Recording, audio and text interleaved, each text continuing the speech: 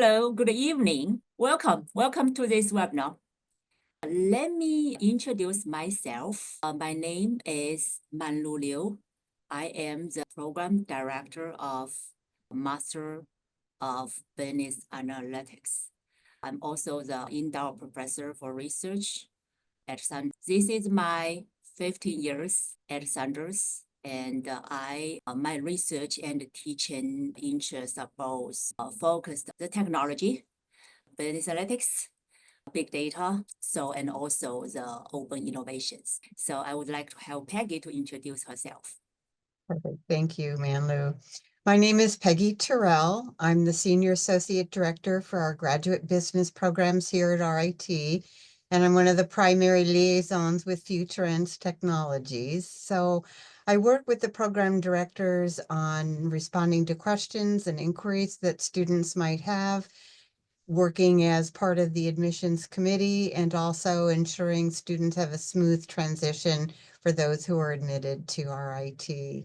So thank you, and I'm glad you're all here. So I assume that you all received the link, actually, which is of our official website to introduce the MSBA program, and also with the information, the curriculum information, and also I think I have a short video there to introduce our program. So we would like to, give as much time as we can to answer any questions you might have. All right. I'll start with my questions initially, and then we'll let the candidates go ahead, get the ball rolling. Firstly, we get a lot of questions around jobs, like prospective jobs, job fairs, and what they can do in campus. So the first question is, what kind of jobs do people usually get post-program? And do students who get enrolled through the Futurense and RIT program get the same OPT and CPT benefits as others? Manlu, if you can respond to the first part, I'll get the second part of the question. Okay, so I just want to clarify the question. The first question is, what kind of job they can get after they graduate, right? Okay. What is the second question? Second question is, do they have the same opportunities for OPT as students who do not enter the program through Futurense? Okay. Yeah, okay, I can answer the first question, and Peggy, you handle the second one. What kind of job that student graduate from business analytics? Okay, so I will say there's a wide range of jobs you actually can apply to. We have all these different types of students in the program. So give you some example. So for example, we have the student who well established in their company, work for significant years in the company, and then they want to contain the analytic skills to further enhance their profile. And we also have the student who are actually entrepreneur. So they want to get analytic skills to enhance their own business. And we also have the student who from the education sector. So they want to have the analytic skills to have the better skill to teach students. So there's all different kinds of students. So it really depends on, what is your interest and the background. So for example, if you have interest in the financial sector, then with the business analytic skills, you can find, the job in that industry with much better chance. Why is that? Because if you look at the companies in all the different industries, they are all looking for the students who have the analytic skills. So this is really a big plus for them. And also give you an example, for example, the accounting firm, right? We're all on the, I think you all heard about the Big Four. Big Four used to be the traditional auditing firm, right? They only recruit the student who have a specific knowledge in auditing and accounting. Now, starting from maybe 10 or 15 years ago, these firms started to recruit the students from not only accounting and auditing industry, the major, but also they want students to have the business analytics skills because this is a trend. So this is an example, and this apply to all the industries. So my quick answer to you is, you can find a job in all different industries. Thank you. And to answer the second part, the students coming into the program from Futurense are perceived to be just a pathway to enter the program. Once you actually arrive on campus, we do not have any differentiation with our students, whether they entered through Futurense, whether they applied on their own, whether they come in through the Fulbright Foundation. Everyone has the same and equal opportunities, both in the classroom and with respect to OPT. So don't worry about that. Thank you so much for the answers. We have a few questions that candidates are putting up. Let's address that. First one is by Pugazindi. He wants to know if STEM MBA qualifies for 3 years OPT. I would like to mention that all STEM degrees qualify for the 3-year OPT. And that's why we, as an organization, we particularly look for STEM programs. Other than that, if Peggy wants to add something to it. Nope, you are absolutely correct. The only program that Saunders College of Business has that is not STEM focused is our MS in Organizational Leadership and Innovation. And that particular program is strictly an online program. So the programs that you as a student would be interested in applying for are all STEM designated and all eligible for the 3-year OPT. Asking about on-campus jobs. So I think this will also include a research assistance or teaching assistantship that candidates may avail once they're in campus opportunities as such. Manlu, I'll take that if you. We Yes, do have please. opportunities for on-campus positions. Within Saunders College of Business, we do not utilize teaching assistants or pure research assistants. We have what are called graduate student worker opportunities, and students are typically hired for the academic year. They're paid positions, typically 8 hours a week for the academic year at a salary of approximately $16 an hour. There are, generally speaking, more students interested than I have available positions, but I have all students apply at the time that they enroll in the program with us at orientation. But the campus itself has a large number of opportunities for students, and some of the ones that our graduate students find helpful, even though they aren't research or teaching oriented, are working in the student food services area. And the students like them in part, they pay very well, and the students end up getting free meals while they're working certain shifts. So it cuts back on their expenses for food. So there are opportunities.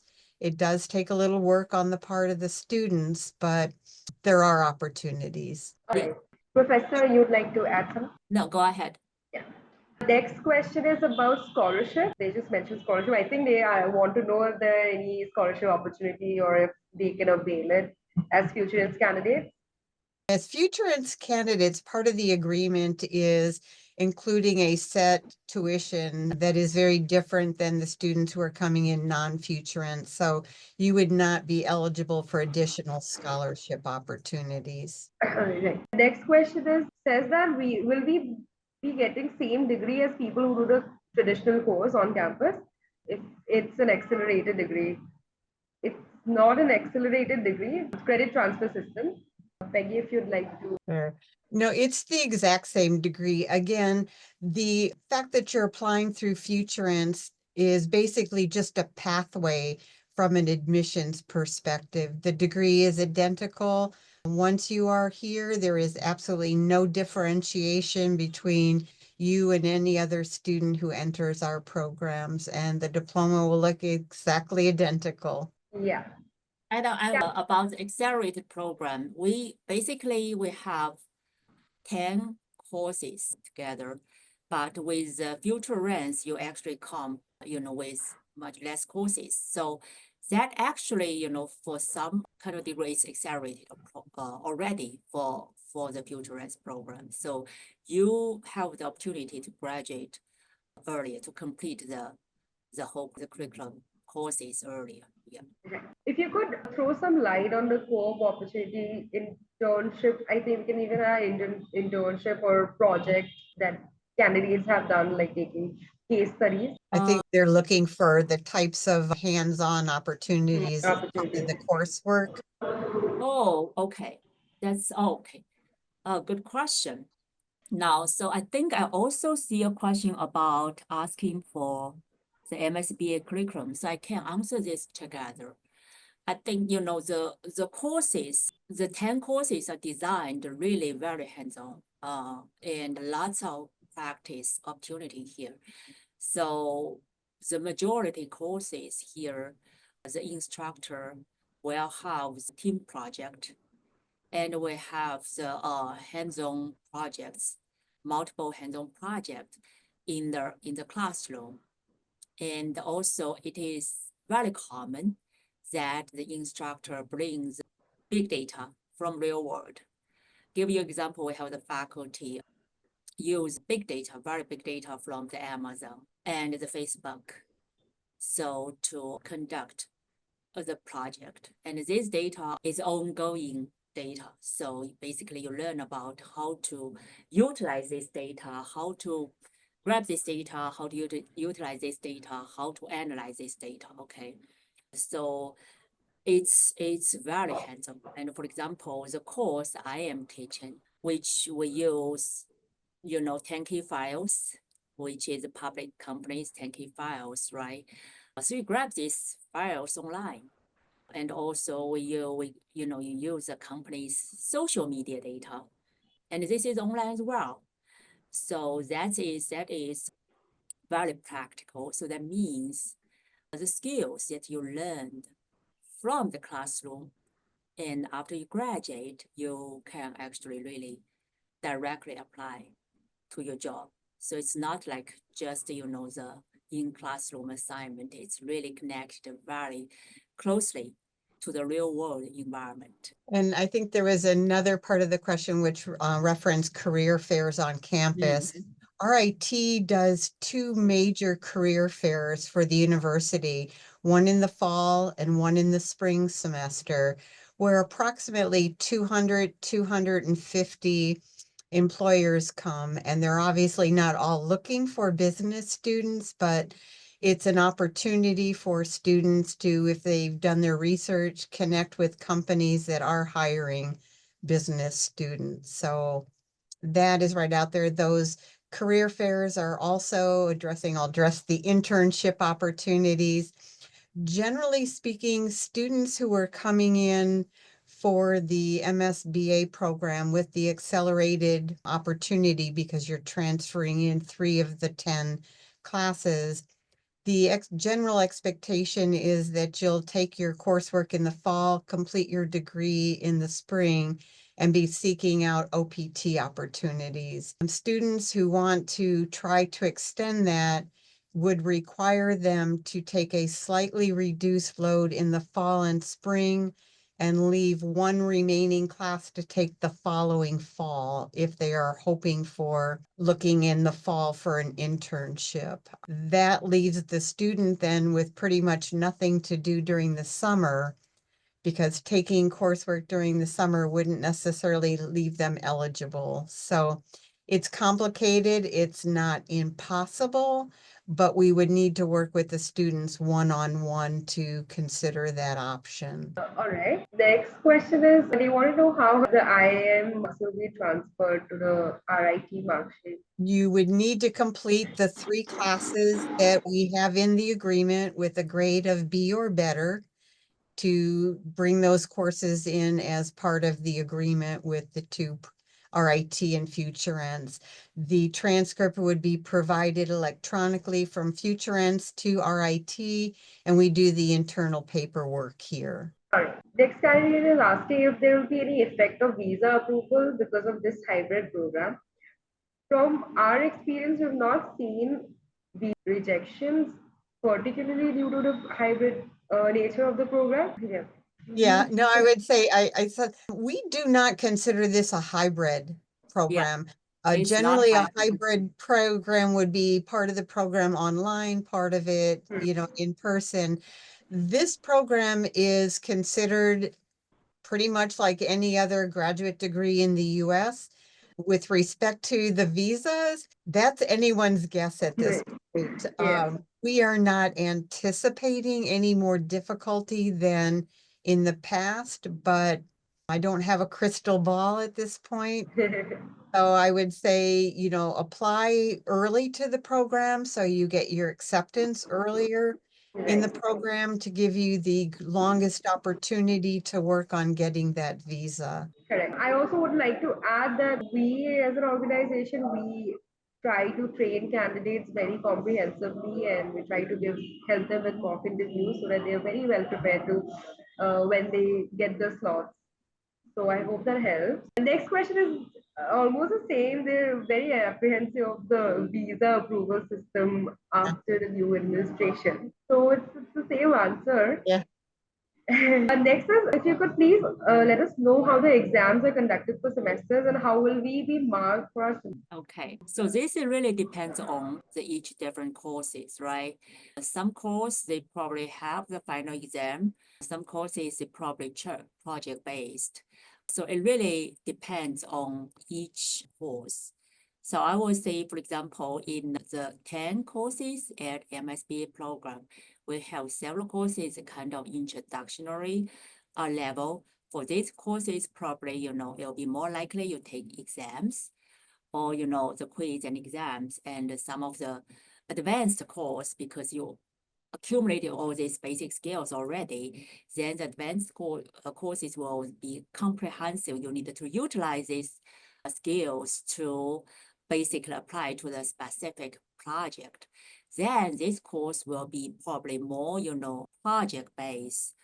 But it's, sometimes instructor will combine all these different type format to, to check the progress. Someone wants to know about co-op opportunities again. If you could help us give a few company names that RIT is partnered with and if they have been success stories in previous years with co-op, I think that will help. We've had companies, Microsoft, Google, many of the large companies, Tesla.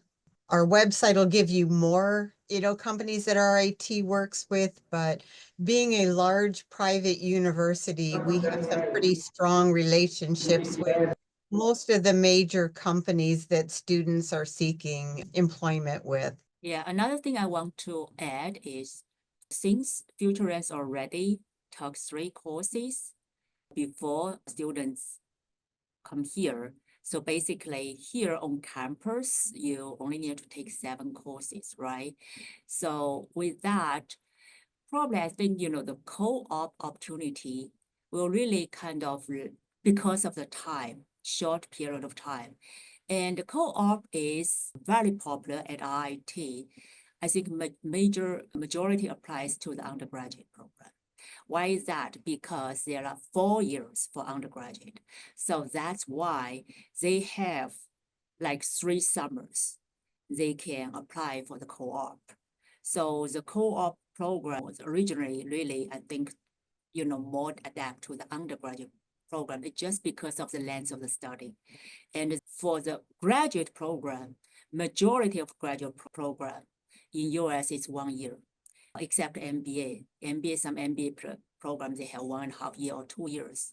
But all the master level, the majority master level program in US is 1 year, which make co-op has some limitation with the length of the time on campus. Okay. I think there's a question about non-degree certifications. Not totally clear on what that is referencing, but if a student is looking to do, say, a project management certification outside of RIT, we would not prohibit that. It would be at the student's own expense. And I would caution a student not to get too involved with non-credit coursework beyond their academics, since your primary focus should be doing as best you can in your academic study and starting your job search for your OPT. but we wouldn't prohibit something. One candidate is asking, I have 9 years of experience and planning to pursue MBA.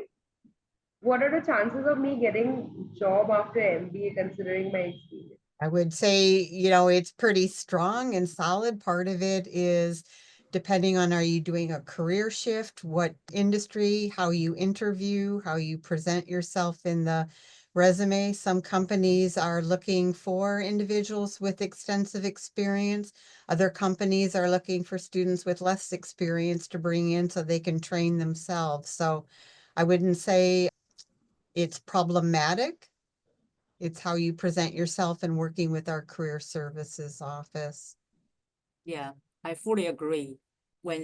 So I would suggest any student enter into the program, you want to, market yourself as early as possible, improve your resumes and reach out to the company, attend any career related event on campus.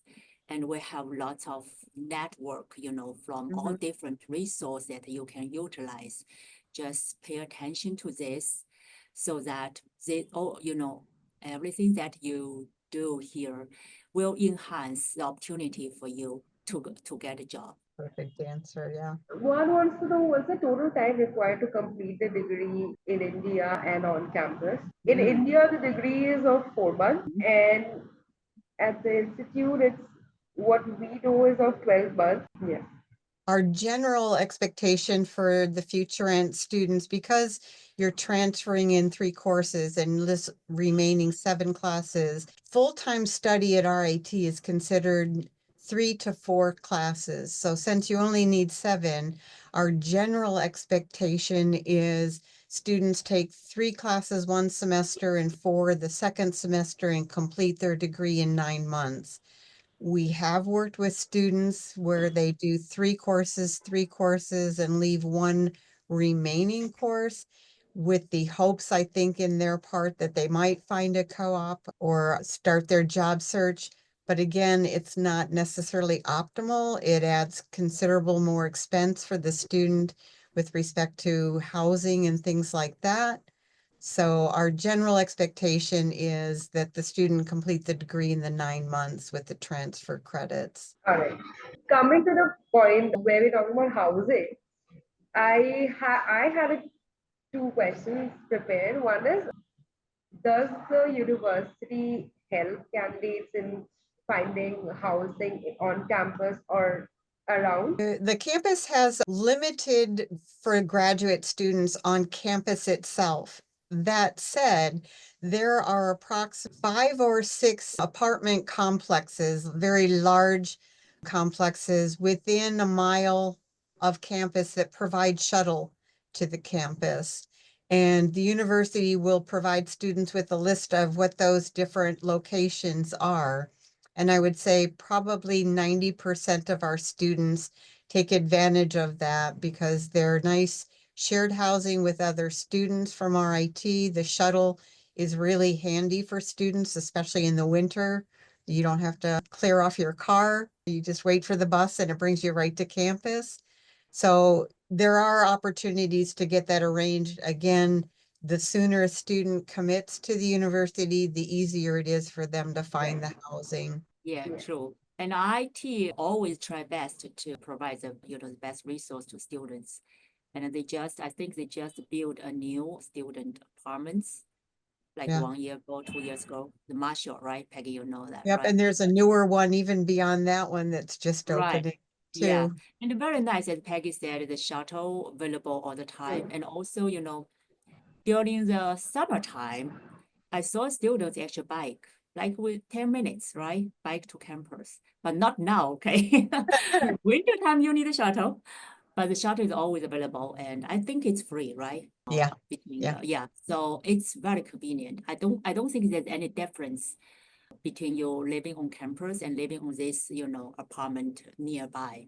So the housing is, I think it's very good. Yeah. That I And can provide. the amenities are lovely. There are times Oh, I wish yeah. I lived in some of those apartment complexes with pools and swimming Oh, they pools. have tennis court. The Marshall, they have tennis court, Oh, Yeah.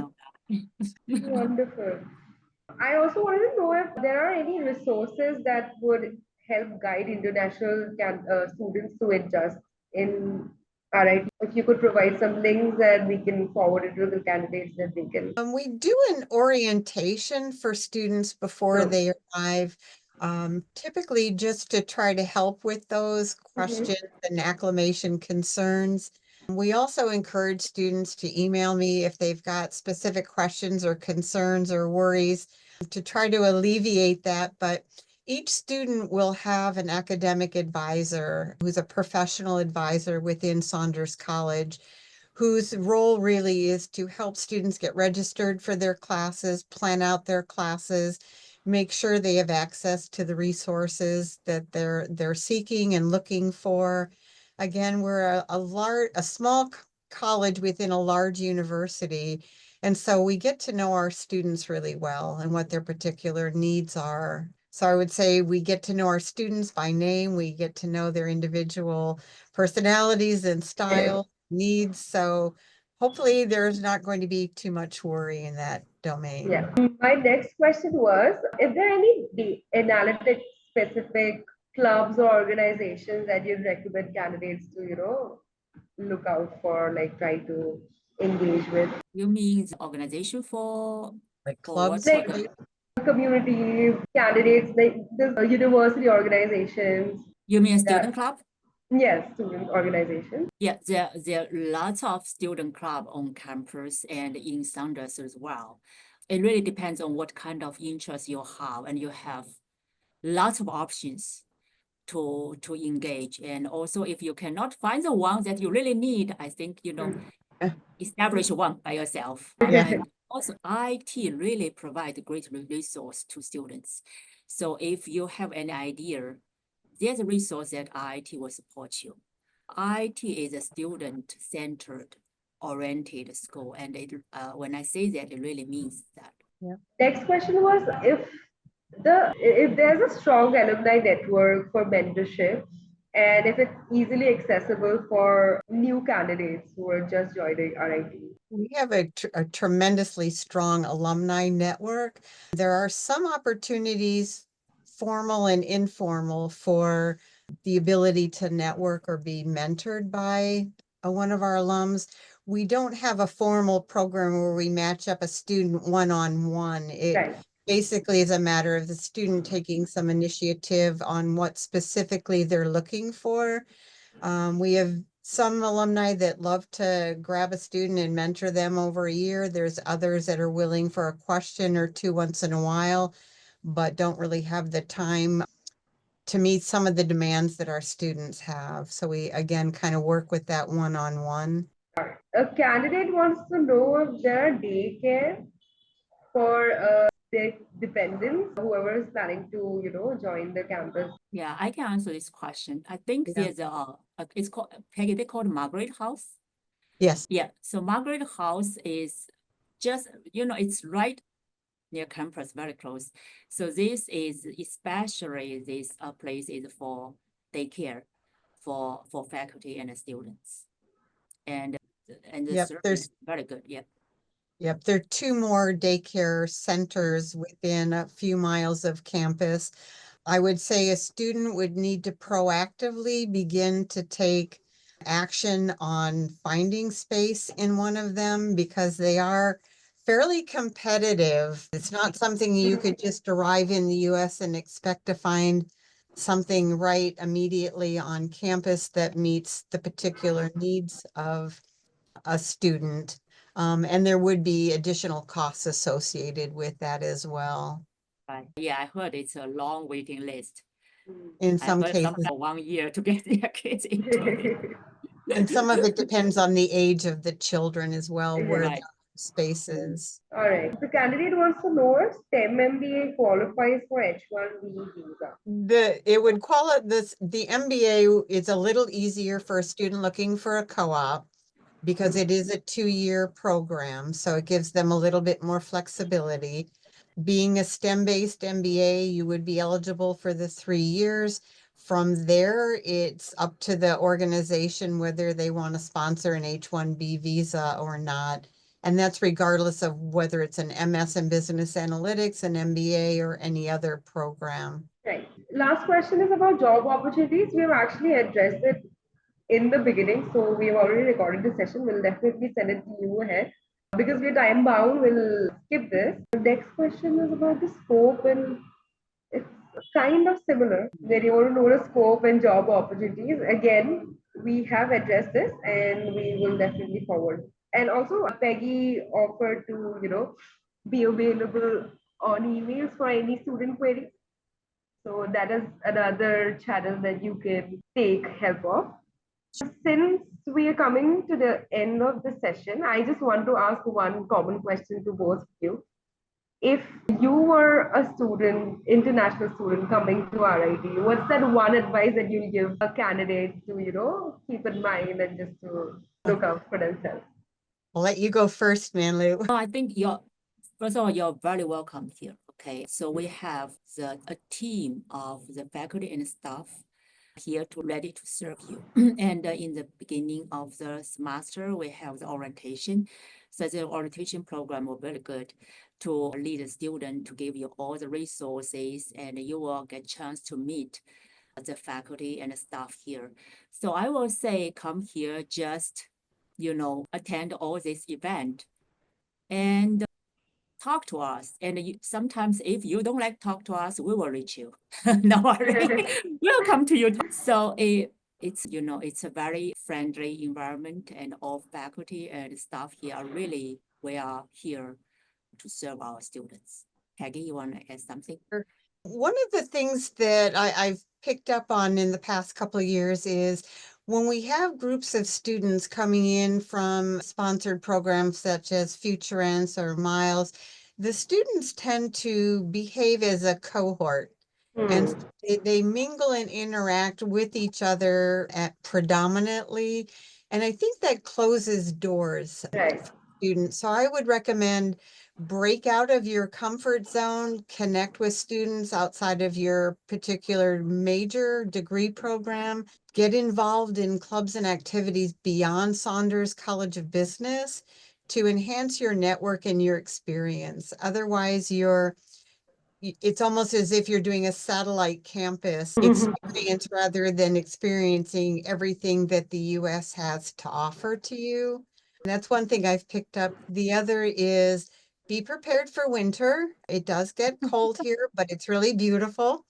Don't be afraid of it. Embrace it, but be prepared for it. I remember one student coming to us from Ethiopia, and the first time it snowed, went running out his apartment door in his pajamas and bare feet. And comment was kind of, I didn't realize it was so cold. I've only seen it in pictures. So enjoy it, embrace it, but be prepared. Be prepared for the cold. A good point to add. Yeah, I agree. I think, as a student, you come from the same country. You want to, have the chance to talk to the other students here. And for example, if you're in a class, usually the instructor will ask students to form the team. I would suggest to form the team not only with Indian students, but also form the team. You have team members from all the different backgrounds. Then you get a chance to get know more people and learn from each other. Yeah. And another thing Peggy said, in the cold winter, I came from the south part of any country I live from. So Rochester is the first and probably the only place that in the north part of it. So I got my first job in Rochester, and I don't have the winter down cold and about all this here. So my message is, if I can survive, you can survive. I agree. And I think the other thing, just to build, once again on integrating beyond your cultural group, is you're going to be seeking jobs and positions in global organizations. And generally, they may ask a question of, what is your experience interacting on a team of individuals that is cross-cultural? And if you don't have that experience that you could reference from your classroom experience, it becomes somewhat of a barrier for you against another student who maybe did get more involved in cross-cultural team experiences in their program. Yeah, that's a good point. Thank you so much, Peggy and Manlu, for this insightful session and your time. I hope we have a very strong pipeline for fall. Thank you so much. Great, Thank thank you. you. If there is any further question, feel free to reach us. Yeah. Perfect. Thank you, All right. everyone. Bye-bye. Thank you. Good night.